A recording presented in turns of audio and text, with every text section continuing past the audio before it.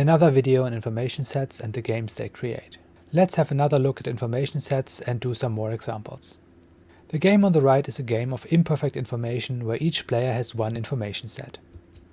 Player 1 starts the game by choosing between fight and flee, and player 2 does not know which choice player 1 has taken when deciding between defend and retreat because both her decision nodes are in the same information set. Recall that information sets can only contain nodes sharing exactly the same information. So the information set in the game on the right is invalid.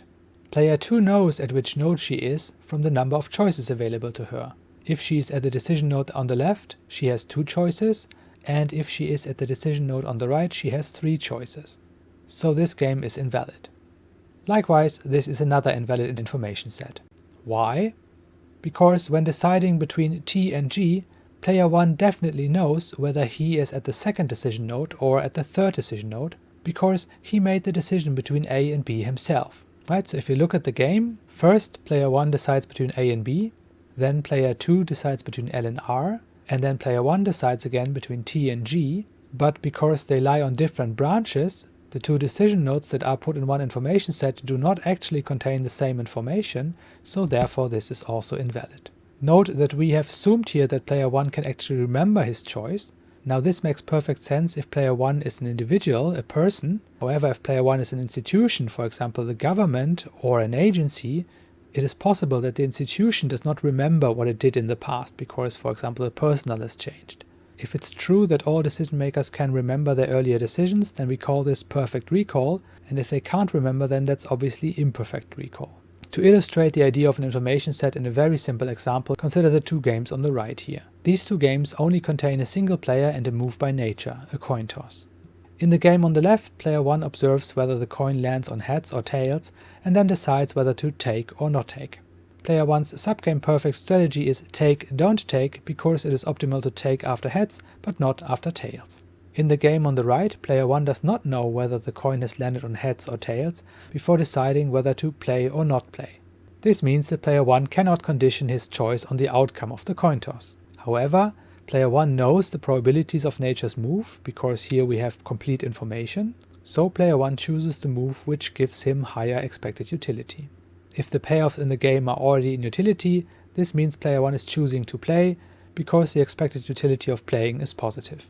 Look at the complex game on the right. It starts with a coin toss. However, player 1 does not know the coin toss and has to decide between L and R, and player 2 does know the coin toss because player 2 is aware whether she is on the branch that comes from heads or on the branch that comes from tails. However, player 2 does not know whether player 1 has played L or R. So what are the possible outcomes if player 1 plays L and player 2 plays T, G? Why 2 strategies? Because player 2 has 2 information sets and needs a strategy for each information set. If the coin lands on heads, the outcome is 0-0, because we are first in the left branch of heads, then player 1 plays L, and then player 2 plays T, and they end up with outcomes of 0-0. If the coin ends up on tails, player 1 plays L, and then player 2 plays G, and they end up with the outcome 3-1. In the past, we used to solve these games with backward induction. Is this still possible here?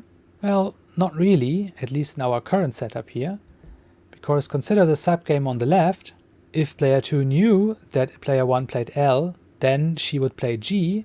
However, if player 2 knew that player 1 played R, she would play T instead. So this means that the best response depends on what player 2 believes player 1 has done.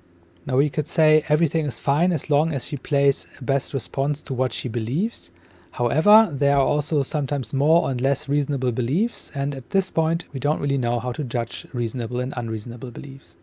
How we deal with beliefs exactly is something we'll leave for next week. However, I want to show you some ideas already. For example, sometimes dominance makes certain beliefs implausible. Consider the game on the right. Player 1 has to decide whether to cheat or not cheat, and then player 2 has to decide whether to play or not play. However, player 2 does not know whether player 1 has decided to cheat or not. Let's say player 2 believes player 1 cheats with probability p. Player 2's expected utility then is minus 2p plus 3 times 1 minus p when playing and 0 when not playing. So this means that player 2 should choose play if p is below 3/5. Now, is it plausible that player 1 plays cheat with a probability that is below 3/5? Not really. Why not? Because playing cheat is a dominant strategy for player 1, and in fact strictly dominant if player 2 chooses play with some positive probability. Sometimes we can reduce imperfect information games to normal form games, and find Nash equilibria this way. So here in this game, player 2 does not know whether player 1 has played north or south. To find the Nash equilibria, we can write the game in normal form. Here it is. We look for best responses. So there is no Nash equilibrium in pure strategies. However, every finite game must have a Nash equilibrium. This is what John Nash proved. So this game must have a Nash equilibrium in mixed strategies. Remember, we have a mixed Nash equilibrium when no player has an incentive to change their strategy. So this must mean that players must be indifferent between their strategies. So the expected value of north must be equal to the expected value of south, and the expected value of east must be equal to the expected value of west. Let's solve the first one. So the expected value of north for player 1 is equal to the expected value of south for player 1 if q is 1/4. Note here that q is the probability that player 2 chooses to play east with, so whether player 1 is indifferent between north and south is determined by the decision of the other player. Next, let's see when the expected value of east is equal to the expected value of west. That is the case if p is 1/2.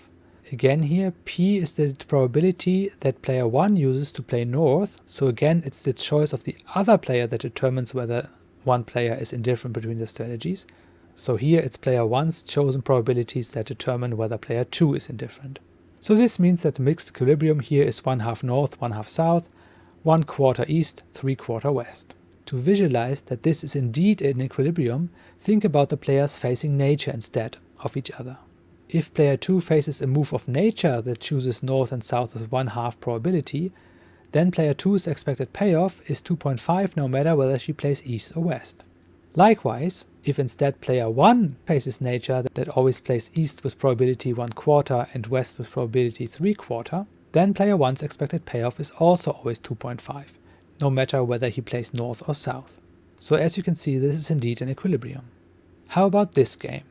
Player 1 can choose between left, center and right, and then player 2 can choose between stay and go if player 1 has played left or center, although player 2 will not know what the choice of player 1 is in this case, or player 2 can play hit or run if player 1 has chosen right.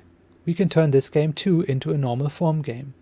However, before we can do this, we first need to solve all the subgames with perfect information.